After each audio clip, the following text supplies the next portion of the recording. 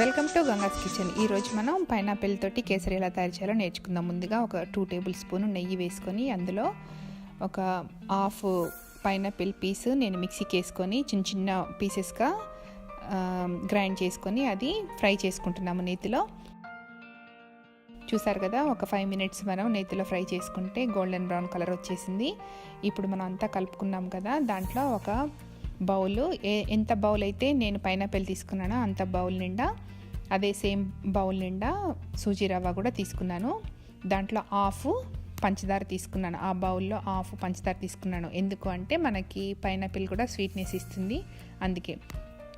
ఇక్కడ 1కి 2 వాటర్ పోసుకుంటున్నాను. మీకు కావాలంటే వాటర్కి బదులు పాలు కూడా వేసుకోవచ్చు. నేను ఇక్కడ వాటర్ యూస్ చేశాను. కొంచెం ఇలాచీ పౌడర్ వేసుకొని అంతా దగ్గరకు వచ్చేటట్టు కలుపుకొని, కొంచెం కుంకుమ పువ్వు కూడా వేసుకున్నాను. అంతా కలిసినట్టు కలుపుకొని ఒక 2 మినిట్స్ మూత పెట్టి ఉడికించుకుందాము. ఇప్పుడు పక్కన ఒక బాండీలో ఒక 2 టేబుల్ స్పూను గీ వేసుకొని దాంట్లో డ్రై ఫ్రూట్స్ అన్నీ ఫ్రై చేసుకుంటాను. చూసారు కదా, ఇక్కడ అంత చక్కగా ఫ్రై అయిపోయింది.